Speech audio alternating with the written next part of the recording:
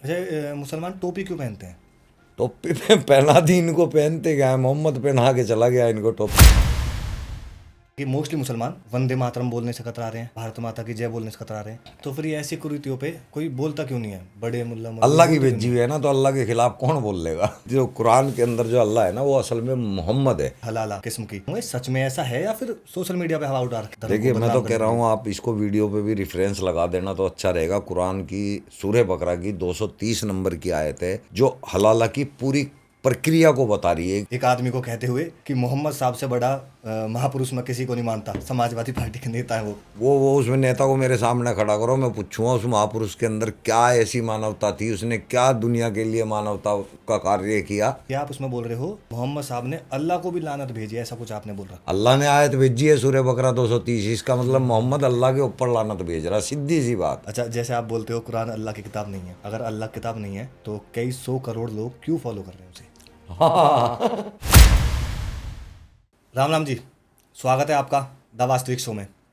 आज हमारे साथ जो गेस्ट हैं उनके लाखों लोग दीवाने हैं और लाखों ही लोग उनके जान के प्यासे हैं। और आज भी हमारे पॉडकास्ट में जो उनकी तरफ से बोला जाएगा वो उनके निजी व्यक्तिगत विचार हैं, उनका पॉडकास्ट से कोई संबंध नहीं है। तो स्वागत करते हैं द वास्तविक शो के गेस्ट भाई सलीम जी का। स्वागत है सलीम जी। Thank you. सबसे पहले तो मैं ये जानना चाहूँगा, सफ़र कैसा रहा यहाँ तक का आने का? बस ठीक है, गाड़ी से आगे कोई कोई दिक्कत दिक्कत परेशानी? नहीं ना। कभी फैन वैन मिल गए हो रास्ते बीच में वो मिलते कि हैं इसे जरूर, लपेट लूं? वो मिलते तो जरूर हैं। अच्छा अच्छा, तो ऐसा काम ही क्यों करते हो कि भाई लोग मारने के लिए डोले या ऐसे? देखो, कोई भी क्रांति जब हम लाएंगे ना, कोशिश करेंगे किसी भी क्रांति की, दुनिया में आज तक जितनी भी क्रांति हुई है ना, उसमें खिलाफत जरूर आई है। खिलाफत यानी कि आदमी के खिलाफ खड़े होने वाले लोग, तो हमारे सामने भी खड़े होंगे। तो आपको कैसे पता कि आप सही खिलाफत कर रहे हो सकता है क्योंकि आप गलत पढ़ा साबित हो। है ना हमने, और उस पढ़े को कोई काट नहीं सकता, वो लिखा हुआ है वहाँ पे मौजूद। और एक बच्चा भी आयतों को पढ़ के समझ सकता है, लेकिन वो पढ़ते नहीं, मुल्लाओं ने जो कह दिया उसी का यकीन बना के बैठे हुए हैं। अच्छा, मुसलमान टोपी क्यों पहनते हैं? टोपी पे पहना दी इनको, पहनते गए, मोहम्मद पहना के चला गया इनको टोपी। मैंने तो आपको भी देखा है टोपी हाँ, पहनते तो मैं तो जानबूझ के इनको जलाने के लिए पहनता हूँ ना। हुए। अच्छा, तो और ये आप बोलते हो कि कुरान अल्लाह की किताब भी नहीं है, है नहीं ना कैसे पता आपको? भाई, उसमें पढ़ा है ना, सब लिखा हुआ है। वो जिसके फ़ायदे की किताब है, वो जिसके बारे में ज़्यादा से ज़्यादा लिखा हुआ है वो रसूल है। उस रसूल के फ़ायदे की बातें हैं उसमें, टोटल किसी मानव के, किसी इंसानों के फ़ायदे की कुछ नहीं है उसमें, केवल अरब के लोगों के बारे में है उसमें। तो वो जो सऊदी की किताब है कुरान और ये जो हमारे यहाँ के लोग मानते हैं, पाकिस्तान, इंडिया के, बांग्लादेश के, वो अलग अलग है? हाँ, मतलब अलग तो है ही हैं वो। आप वो खुद भी नहीं मानते इनको मुसलमान। जो अरब कंट्री के लोग हैं वो इंडियन, बांग्लादेशी, पाकिस्तानी, अफ़गानी, इनको मुसलमान मानते ही नहीं है भी नहीं है। कन्वर्टेड है? हाँ, ज़बरदस्ती अपना आप को बन रहे हैं ये मुसलमान, है थोड़ा ही। और वहाँ पे भी सेम वो सेम चीज़ करते हैं, मतलब लोग की ऊंचा पजामा या टोपी वहाँ अरब में? नहीं, वहाँ तो नहीं है ऐसा। मतलब वहाँ तो अल्फ़ी पहनते हैं। जहाँ अल्फ़ी का से मतलब बुर्का टाइप हो जाता है। बुर्का तो वो बताते हैं ना, वो लेडीज़ पहनती हैं मास्क। नहीं, वहाँ मर्द भी पहनते हैं। मर्दों को अल्फ़ी बोला जाता है, जो औरत पहनती है उसको बुर्का बोला जाता है। उनके पास लॉजिक है, वो इसलिए पहनते हैं क्योंकि वहाँ रेतीला रेगिस्तान है और हवा में भी रेत मिक्स होती है।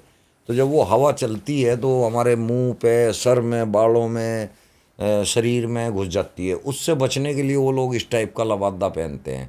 सर के ऊपर भी वो कुकर का ढक्कन लगा के बैठ जाते हैं वो। तो हमारे यहाँ आते आते औरतों के मुंह पे तो आज भी वही है, मर्दों का हट गया। हाँ, और औरत को ज़बरदस्ती पहनाया हुआ है, मुसलमानों ने पहनाया हुआ है, अपने आप नहीं पहनते। और अगर ये आवाज़ औरतें उठा दें कि अगर हम पहनते हैं तो जहाँ से उठाती हमारा तो धर्म। नहीं है ये मुस्लिम औरतें। इनको जो जितना भी दबा दो ना, ये सोचती हैं कि बस अल्लाह दबा रहा है तो ठीक है, जो अल्लाह कर रहा है वो ठीक है। और हमारे देश में मैंने आजकल ये चीज़ भी देखी है कि मोस्टली मुसलमान वंदे मातरम बोलने से कतरा रहे हैं, भारत माता की जय बोलने से कतरा रहे हैं। तो और उसको, नहीं तो क्या कुरान में ये चीज़ लिखी है कि भाई आप अपने देश के लिए ये नहीं बोल सकते कि ये हमारा देश है, ऐसा? हाँ, मैं बता देता हूँ। देखिए, पहली तो बात, कुरान के अंदर महिला की इज्जत का कोई जिक्र है ही नहीं है कि आप उसको इज्जत मान दे सकते हैं। इज्जत के लायक केवल एक ही हस्ती है, वो है अल्लाह या फिर उसके रसूल मोहम्मद। महिला को इज्जत अगर देनी होती तो कुरान देता, लेकिन कुरान ने वहाँ पे महिला के बारे में महिला को आधा दिमाग का बता दिया। उसकी गवाही दो लगेंगी, अगर एक गवाही की ज़रूरत है तो उसको दो लगेंगी। उसको पहनने ओढ़ने की आज़ादी नहीं है, बुरके में रहना पड़ेगा, नकाब में रहना पड़ेगा। उसको खुद अपनी शादी करने की आज़ादी नहीं है, उसकी शादी कोई वली होगा तभी होगी, नहीं तो शादी नहीं होगी। उसको तलाक देने का हक नहीं है। वो हर जगह बांधी हुई है औरत। तो ये हमारे ही देश में है, मतलब बांग्लादेश, पाकिस्तान, इंडिया, अफगानिस्तान, अरब में ये नहीं है? अरब में कहाँ है? दिखा दो आप मुझे कहीं पे भी। तो फिर यहाँ के मुसलमान जो एजुकेटेड मुस्लिम है, वो वहाँ की कुरान को यहाँ क्यों नहीं लागू करवा रहे? कुरान तो एक ही है। अच्छा, वहाँ पे भी ये सेम चीज़ें लिखी हुई हैं? हाँ, कुरान तो एक ही है। वो लोग इसको फॉलो नहीं करते, ये फॉलो करते हैं। अच्छा, मतलब जहाँ से धर्म उत्पन्न हुआ हाँ वो नहीं मानते, लेकिन यहाँ के मुसलमान बहुत ज़्यादा मान रहे हैं उस चीज़ को। हाँ, इतना ज़्यादा कि भयंकर ज़्यादा जिसे बोल सकते हैं ना, जोम्बी। तो आपको ये कैसे एहसास हुआ कि भाई हम जो ये कर रहे हैं या कुरान में जो लिखा है ये गलत है? पढ़ के ही, बिना पढ़े तो नहीं पता चलता ना। नहीं, पहले आप कुछ मौलवी वगैरह पहले रहे तो मैं हों? मौलवी, हाँ मौलवी था ना मैं। पहले तो मैं स्टूडेंट था। स्टूडेंट से फिर मैं हाफजा किया, मौलवियत की। उसके बाद धंधा भी किया, मज़ार के ऊपर भी बैठा। वहीं से समझ आनी शुरू होगी, क्योंकि फ्री टाइम था मेरे पास, खुला टाइम था। उस खुले टाइम में मुझे और कुछ करना ही नहीं था, तो किताबें रखी होती थी, उन्हीं को पढ़ता रहता था, टाइम पास होता रहता था। तो किताब क्या थी मेरे पास? हदीस थे, कुरान थी। तो कुरान को इतना पढ़ा, पढ़ने के बाद पता चल गया यार ये तो एक इंसान की लिखी हुई किताब है। एक जो हम ईश्वर की कल्पना करते हैं ना अपने मस्तिष्क में, वो ऐसा हो ही नहीं सकता जैसा कुरान में है। अल्लाह। तो आपने अरबी में पढ़ी, उर्दू में? क्योंकि ये बताते हैं कि हिंदी में तो अभी शायद नहीं है। अरबी में पढ़ी है, उसका तर्जुमा उर्दू में है। अच्छा, तो आपने उर्दू पहले सीखी होगी? स्कूल में ही सीख ली ना, उर्दू भी अरबी भी स्कूल में ही सीख ली थी। स्कूल में कहाँ पे 5वीं तक। सिखाते हैं? शामली के अंदर आज़ाद पब्लिक स्कूल है, वहाँ पे उर्दू और अरबी कंपलसरी है। कॉन्वेंट स्कूल या मदरसे? नहीं, स्कूल है। अच्छा, स्कूल बना हुआ है अलग से उर्दू हाँ, वगैरह वो सिखाने का? 5वीं तक का स्कूल है। और उसमें कंपलसरी है कुरान और उर्दू सीखना। अच्छा, आजकल सोशल मीडिया पे बहुत ज़्यादा ये चल रहा है कि जिसे बोल देते हैं हलाला किस्म की हवा सी उड़ रही है। अब मैं ये जानना चाहूँगा, सच में ऐसा है या फिर सोशल मीडिया पे हवा उड़ा रखी है? क्योंकि मैंने जितने भी मेरे संपर्क में हैं लोग, 2-4 जो भी, जिनसे मैंने पूछा है, वो बोल रहे हैं कि ऐसी कोई प्रथा नहीं है, ये सिर्फ लोगों ने हवा बना रखी है, उड़ा रखी है धर्म को देखिए, मैं तो बदनाम कह करने रहा के लिए। हूँ आप इसको वीडियो पे भी रेफरेंस लगा देना तो अच्छा रहेगा। कुरान की सूरह बकरा की 230 नंबर की आयत है, जो हलाला की पूरी प्रक्रिया को बता रही है कि एक औरत जब तलाक हो जाती है तो अगर वो दूसरे आदमी के पास वापस आना चाहती है तो क्या प्रक्रिया उसको करनी पड़ेगी। असल में तो तलाक होने के बाद, एक बार अगर तलाक होगी ना, उसके बाद इस्लाम में दोबारा उस आदमी के लिए कोई एंट्री है ही नहीं है। चाहे वो मर्द हो? औरत की बात कर रहा हूँ मैं। अच्छा। हाँ, अगर मर्द ने औरत को तलाक दे दी तो अब कोई भी तरीका ऐसा नहीं है कि वो उसके पास आ जाए। लेकिन अल्लाह मियाँ ने एक तरीका दे दिया सूरह बकरा की 230 के अंदर कि अगर आदमी ने औरत को तलाक दे दी तो अब वो तो हराम हो चुका आदमी उसके लिए, अब उसको दूसरी शादी करनी पड़ेगी, दूसरा निकाह करना पड़ेगा। जब वो आदमी अपनी मौत मर जाएगा या वो भी इसको तलाक दे देगा, तब ये पिछले आदमी से शादी कर सकती है। देखो, वो 10 साल भी लग सकते हैं उसमें, 15 साल भी लग सकते हैं। हो सकता है वो आदमी जिंदा रहे तमाम ज़िंदगी, तलाक ही ना दे, वो पिछले पे जा ही नहीं सकती। असल तो ये है, लेकिन उन्होंने धंधा बनाया हुआ है। अब तो क्या हो रहा है, मेरे जीवन में खुद हुआ है। मैं इसको शो नहीं करूँगा, पर्सनली नाम नहीं लूँगा।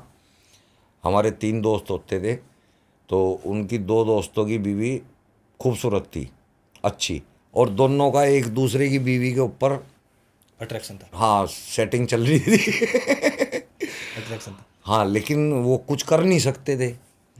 तो उसने क्या किया, उसने ये कहा कि यार तू अपनी घरवाली को तलाक दे दे, मैं अपनी घरवाली को तलाक दे देता हूँ, फिर मेरी घरवाली का हलाला तू कर लिए, तेरी वाली का मैं कर लूँगा, दोनों का काम निकल जाएगा। ये इस तरह से इन्होंने हलाला का धंधा बनाया हुआ है। तो फिर ये ऐसी कुरीतियों पे कोई बोलता क्यों नहीं है? बड़े मुल्ला अल्लाह की बोलते क्यों भेजी नहीं? हुई है ना, तो अल्लाह के खिलाफ कौन बोल लेगा। अल्लाह की तो फिर नहीं है, अगर इस तरीके का कुछ हुआ तो। अल्लाह पूरा बागड़ बिल्ला है। अल्लाह जो कुरान के अंदर जो अल्लाह है ना, वो असल में मोहम्मद है। और ये प्रथा भी मोहम्मद ने स्टार्ट की थी, यानी कि आयत भी उसी ने दी थी। वो इसलिए दी थी कि अगर किसी ने अपनी बीवी को तलाक दे दी तो उसकी बीवी मेरे पास आया तो करेगी। अल्लाह को क्यों बदनाम कर रहे हो इस चक्कर वो में? मोहम्मद कर रहा है ना, हम थोड़ा ही कर रहे हैं। उसी ने कहा, अच्छा, उन्होंने अल्लाह की बोला कि किताब है, अच्छा अल्लाह ने ऐसा बोला है। वो अल्लाह के नाम लेके सारी आयतें दे रहा है। अच्छा, और मैंने देखा कि और अदर धर्म जो हैं उन पे मूवियाँ बन जाती हैं, टीवी शोज बन जाते हैं, इस्लाम पे कभी कुछ ऐसा नहीं बनता। अब मतलब बना भी है तो उनकी हालत देख लो आपने, क्या हालत हुई है उनकी। जबकि ये कहते हैं मोहम्मद को उस्वतुन हसना। उस्वतुन हसना का मतलब है दुनिया का सबसे बेहतरीन इंसान, रोल मॉडल। जो जब तुम्हारा उस्वतुन हसना है, तुम उसकी बायोपिक क्यों नहीं बाहर आने दे रहे? तुम उसके जीवन पे किस्सों के ऊपर फिल्में क्यों नहीं बनने दे रहे? क्या डर लगता है भाई तुम्हारे मैंने तो को? न्यूज़ चैनल पे ही देखा है ये, एक आदमी को कहते हुए कि मोहम्मद साहब से बड़ा महापुरुष मैं किसी को नहीं मानता। समाजवादी पार्टी के नेता है वो। वो उसमें नेता को मेरे सामने खड़ा करो, मैं पूछूंगा उस महापुरुष के अंदर क्या ऐसी मानवता थी, उसने क्या दुनिया के लिए मानवता का कार्य किया जो वो उसको महापुरुष मान रहा है। वो गधा पुरुष होगा महापुरुष कहीं से भी कैसे भी नहीं बनता हो। मैंने एक वीडियो देखी, आप उसमें बोल रहे हो कि कुरान में मोहम्मद साहब ने अल्लाह को भी लानत भेजी है, ऐसा कुछ आपने बोल रखा वो है। हदीस में भेज दी है। अच्छा, हदीस में भेजी है। वो ये हलाला के ऊपर उसने ये कहा हुआ है कि मैं हलाला करने वाले पे और करवाने वाले पे दोनों पे लानत भेजता हूँ। तो मैंने ये बताया फिर वहाँ पे कि भाई करवाने वाला तो अल्लाह है। अल्लाह ने आयत भेजी है सूरह बकरा 230, इसका मतलब मोहम्मद अल्लाह के ऊपर लानत भेज रहा है, सीधी सी बात है। तो लोगों ने विरोध तो बहुत किया हुआ। सच तो चुभता है यार तो अच्छा, मैंने ये देखा है, जैसे एक न्यूज़ चैनल में नूपुर शर्मा ने कुछ बोल दिया था। वो आयशा के ऊपर बोल रहा था ना, 6 साल की थी। हाँ, तो उसके लिए फतवा जारी हो गए और मार देंगे वो। आपके लिए कितने फतवा जारी हो रखे होंगे अब नहीं, तक? हमारे लिए कर नहीं सकते ना, वो सारे मदरसे वालों को पता है कि ये पढ़ा लिखा है और जो फतवा देगा। पढ़ी लिखी तो नूपुर भी थी, नूपुर ने भी बोला था कि नहीं मैं नहीं, वो पढ़े लिखे इस्लाम की बात कर रहा हूँ भाई मैं। नहीं, उन्होंने भी बोला था कि मैं दिखाऊंगी चीज़ें। नहीं दिखा पाएंगी ना वो, हमारे को पता है। फतवा पहले तो फतवे के बारे में जान लेते हैं कि फतवा क्या चीज़ होती है। फतवा उसको बोलते हैं कि जब हम इस्लामिक नज़रिए से किसी कार्य को कर रहे होते हैं और हमें ये ना समझ में आ रहा हो कि ये इस्लाम के लिहाज से कार्य सही है या गलत, उसके बारे में हम किसी मौलाना के पास जाते हैं, जो फतवा विभाग है यहाँ देवबंद में है, वहाँ जाते हैं, वहाँ से हम फतवा निकलवाते हैं कि जी हम ये काम करना चाह रहे हैं, ये इस्लामिक नज़रिए से सही है या गलत है। वो फिर इस्लामिक स्क्रिप्चर से पढ़ के बताएगा कि ये सही है या गलत है, उसको बोलते हैं फतावा। फतावा यानी कि हम पूछेंगे तो बताएंगे। तो बताएंगे। अगर वो अपना आप दे रहे हैं ना तो उनके पिछवाड़े में लठ फेल दो। फतावा देने की चीज़ नहीं है, बताने की चीज़ है, बताने की चीज़ है। पूछने पर। तो फिर लोग जो वहाँ जाके पूछ रहे हैं, उन्हें क्या पता अगले वाला बंदा सही बता रहा है सारी चीज़ें। अब वो गद्दी पे बैठा हुआ है ना, तो यकीन में जा रहे हैं, उनको मतलब सारी पता है कि चीज़ें- भाई ये कुरान का स्क्रिप्चर पूरा पढ़ा हुआ है, ये हदीस से सारी पढ़ा हुआ है, तो इसको पता होगा। पढ़े हुए तो आप भी हो। तो मेरे से अगर फतवे लेंगे तो मैं सच्चे फतवे दूंगा, बिल्कुल सच्चे। अच्छा, जैसे आप बोलते हो कुरान अल्लाह की किताब नहीं है, अगर अल्लाह की किताब नहीं है तो कई 100 करोड़ लोग क्यों फॉलो कर रहे हैं उसे? अब देखो कई बातें ऐसी हैं, जैसे कि कोरोना अच्छा नहीं था, है ना, लेकिन पूरे वर्ल्ड में फैल गया था, उसको आप अच्छा बताओगे? नहीं, फैल गया, बेकार भी था, लेकिन उसके बुरी बारे में चीज, जाना लोगों ने। बुरी चीज जल्दी फैलती है। नशे जो हैं कितनी तेजी से फैलते हैं, हर आदमी नशा करने लगता है, तो वो अच्छा है? नहीं है। तो इसके अंदर लालच अच्छे हैं, 72 हुरों के, शहद की नदियों के, दूध की नदियों के, उन लालचों के पीछे लोग इसको फॉलो कर रहे हैं। ये सारी चीज़ें लिखी हुई हैं हाँ कुरान में हाँ, ये कुरान के कि अंदर 72 हुरें मिलेंगी। हाँ, 72 का जिक्र नहीं है, हुरों का जिक्र है। तो ये 72 बात क्यों ये 72 काम कर मौलानाओं ने तैयार कर दी। अपनी तरफ से। हाँ, वहाँ गिनती नहीं है, कितनी भी मिल कितनी मिल सकती है। और औरतों के लिए क्या मिलेगा? औरतों को कुछ नहीं है ना, उन्हीं हुरों की सरदार बनाया जाएगा। औरतों के लिए कुछ भी नहीं, ना यहाँ धरती पे ना ऊपर जन्नत में। मेल उन्हीं डोमिनेट हुरों की टाइप सरदार बनेगी, अपने आदमी के लिए हूर की रात को नाइट फिक्स करेगी। ये काम कोई औरत करना चाहेगी? कोई महिला करना चाहेगी? मुसलमानों में तो बहुत एजुकेटेड बच्चे भी देखे मैंने, उन लोगों ने भी कुरान नहीं पढ़ी। अगर उन्हें पढ़ी होती सेम चीज़ें जो आप बता रहे हो, तो फिर तो वो उस चीज़ को बाहर रिवील करते। मैं फिर ये एक बार थोड़ा जोर दे के बताता हूँ। मुसलमानों के अंदर 95% लोग ऐसे होते हैं जिनको कुरान का पता ही नहीं है कि किस आयत में क्या लिखा हुआ है। उनको जो मौलाना बता देते हैं ना, उसी का यकीन करते हैं। तो मौलाना छांट छांट के ऐसी बातें बताते हैं जो कि ज़्यादा दिक्कत नहीं करती हम लोगों को, और ज़्यादातर ऐसी बातें बताते हैं जो इस्लाम के अंदर मौजूद ही नहीं है। यानी कि जब हमें मोहम्मद की खूबियाँ बताते हैं तो उसमें क्या बताते हैं कि एक औरत उनके ऊपर बुढ़िया जो है कचरा फेंकती थी, वो रोज़ उस निकलते थे, वो रोज़ कचरा डालती थी। एक दिन उसको कचरा डालने के लिए नहीं आई तो मोहम्मद साहब को फिक्र हुई कि भाई आज वो औरत कचरा डालने क्यों नहीं आई, तो उससे मिलने, उसकी तबीयत पूछने घर पे गए तो वो ईमान ले आई। ये लिखा हुआ नहीं है। ये कहीं पे स्क्रिप्चर के अंदर कहीं पे नहीं लिखा हुआ। असल में हमने भी एक बचपन में कहानी पढ़ी थी, अब तो याद नहीं हो किस किताब में, एक किसी महापुरुष की कहानी थी। वो इससे मिलती जुलती मैच खा रही थी, उसको एडप्ट करके इन्होंने अपने मजहब में जोड़ लिया। लिखा हुआ किसी स्क्रिप्चर में नहीं है। अब अगर बच्चे उठ के कुरान पढ़ के सवाल कर दें कि भैया ये कहानी कहाँ पे है, तो दिखानी पड़ेगी।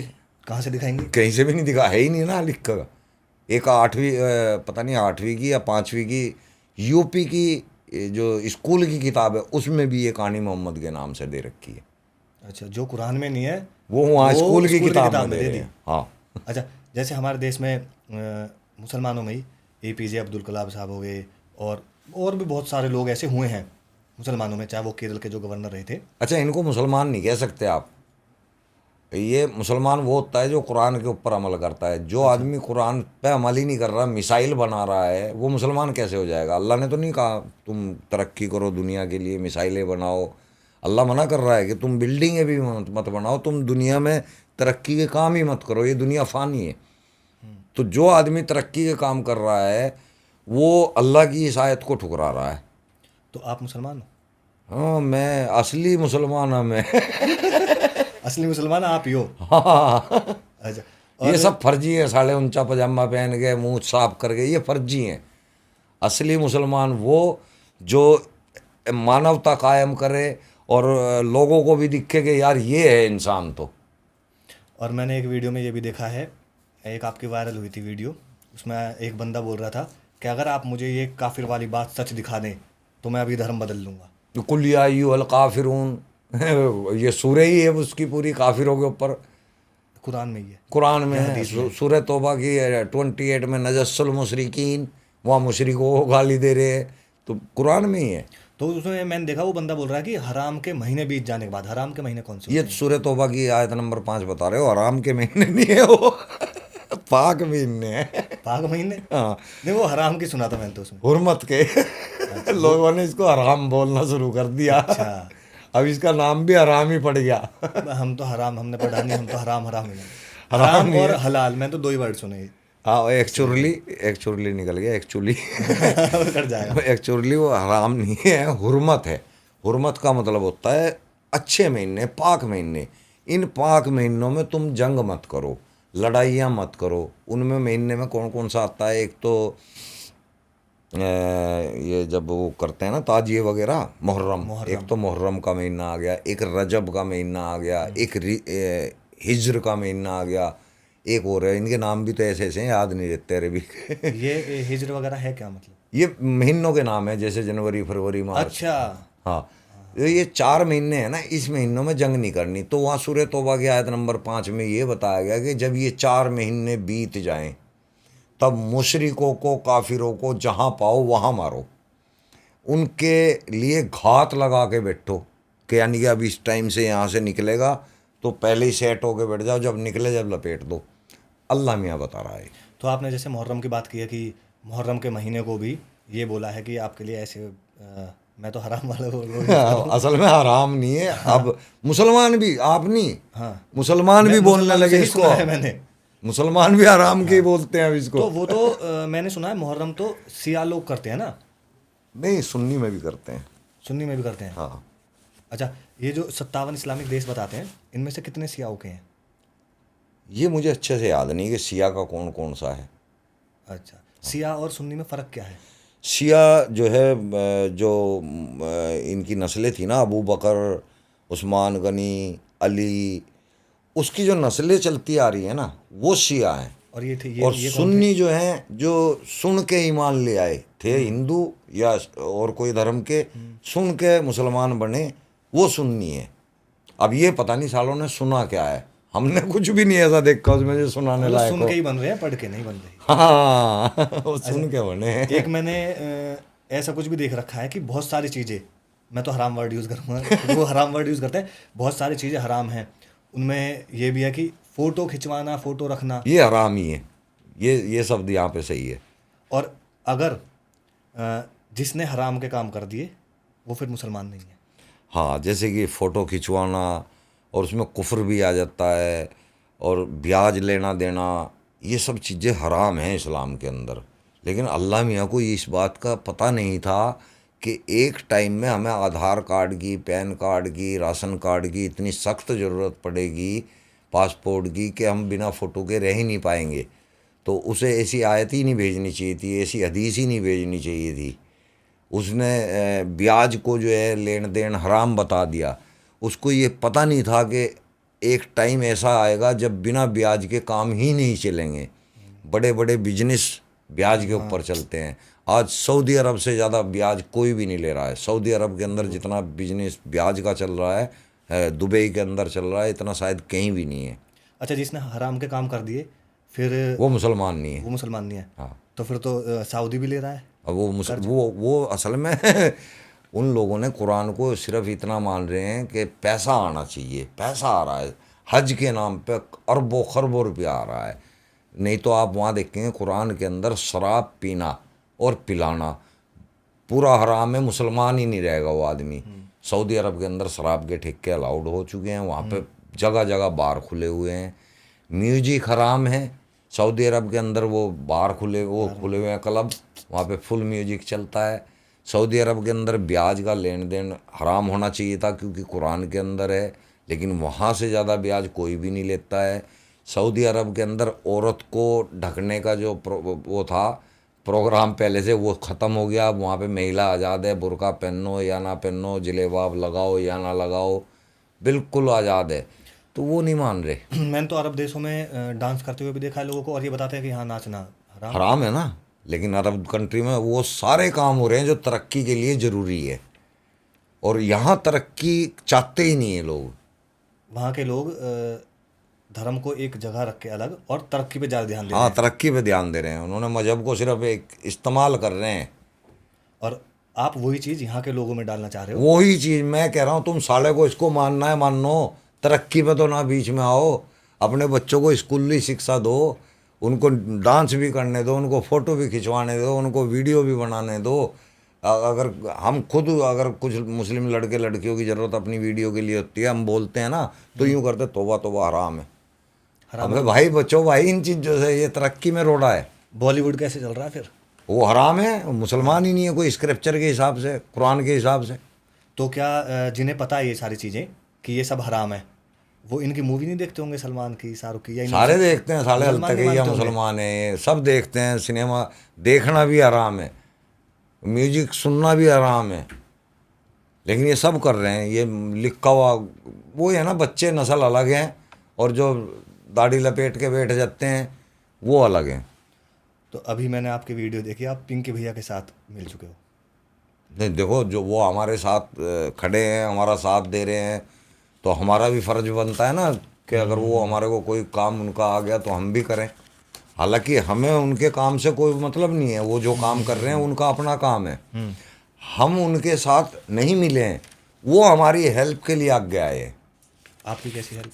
भाई हमें साले लपेट देते हैं। अभी पीछे से 2-2.5 हज़ार मुसलमान इकट्ठे हो गए, एहसान को जेल बंद करवा रहे थे, तब पिंकी भैया सामने आए, तब वो बचा।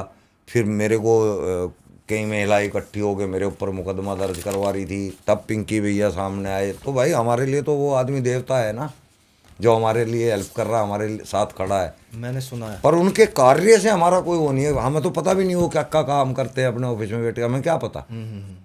वो हमारे साथ खड़े हैं। मैंने सुना आप बोल रहे थे कि पड़ोसी ने ही आप पे केस लगवा दिया। हाँ, हम बिल्कुल बराबर वाले घर में और मुसलमान।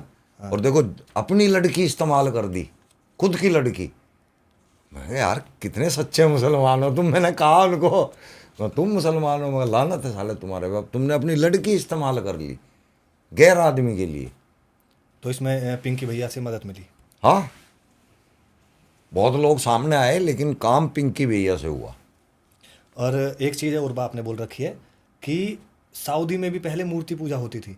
हकीकत है, अभी भी वहाँ मूर्ति रखी हुई है काबे के अंदर। फोड़ दो काबा, अगर ना निकली मेरा सर काट देना। काबे के अंदर मोहम्मद की कब्र नहीं है। आज भी वहाँ पे लात, मनात, उज्जा, इन 3 देवियों के स्तंभ है। स्तंभ की पूजा होती थी पहले, वो खंबे से, है ना। हाँ वो देखा मैंने भी। क्यों नहीं खोल के दिखाते हैं काबा को? क्यों काला लबद्दा उसके चारों तरफ ढका हुआ है? क्यों काफिरों की एंट्री वहाँ पे बंद है? क्योंकि उन लोगों को हकीकत सामने पता लग जाएगी, दिख जाएगी मूर्तियाँ उनको अंदर, और फिर वो वहाँ पे अपना कब्जा जमाएंगे। इसलिए उसको ढक के रखते हैं। काबा के चारों तरफ ये एक हब था, बहुत बड़ा मंदिर था ये। 365 मूर्तियाँ काबा के बाहर थी और 3 मूर्तियाँ काबा के अंदर थी। बाहर वाली मोहम्मद ने तोड़ दी सारी, अंदर वाली 3 मूर्तियाँ आज तक एज इट इज रखी हैं। मैंने काबा की काफ़ी सारी वीडियोस देखी हैं, उसमें मैंने देखा है कि लोग पत्थर को चूमते दिखते हैं मुझे। संग असवद, हाँ। ये तो पता नहीं, लेकिन चूमते हुए दिखते हैं। फिर मन में ये सवाल आता है कि ये तो मूर्ति को ना पूजते ना चूमते पत्थर को, तो फिर ये ऐसा क्यों? तो वो भी तो मूर्ति है, वो एक तरह का उसका वो बना रखा है आकार, तो फिर योनि की तरह। जो लोग वहाँ पे जा रहे हैं उन्हें पता नहीं है कि ये मूर्ति है। पता है, साढ़े तक ये करते हैं। जब अपना आप करते हैं तो सही बताते हैं, जब वही काम दूसरे कर रहे होते हैं तो उसको गलत बताते हैं। असल में हज के अंदर जो ये 7 अहकाम है ना, वो सातों के सातों हिंदू से ले रखे हैं। सनातन धर्म जो है उससे ले रखे हैं उन्होंने हज का पूरा टोटल तरीका। देखो, अब आप जब कोई पूजा स्टार्ट करते हो ना, तो मैक्सिमम आप मुंडन कराते हैं, मैक्सिमम होता है। और आप सफ़ेद सूत का वस्त्र पहनते हो, वाइट कलर का। वहाँ पे जाते ही सबसे पहला काम मुंडन होता है, फिर उसको सफ़ेद सूत का कपड़ा दिया जाता है। 2 अहकाम आपके हिंदुत्व के उठा लिए। इसके बाद आप लोग पूजा पाठ करते हैं, वो लोग 2 महीने तक नमाज पढ़ते हैं, है ना।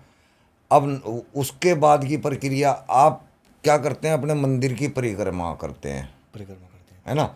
वो साले उसी परिक्रमा को तवाफ बता के कर रहे हैं कि ये तवाफ हो रहा है, वो भी परिक्रमा कर रहे हैं। हम कर रहे हैं तो सही, वो कर रहे हैं तो हाँ, गलत। आप कर रहे हो तो परिक्रमा, वो कर रहे हैं तो तवाफ करना चाहिए, परिक्रमा नहीं करनी चाहिए। अच्छा जी, तीसरा भी सेम हो गया।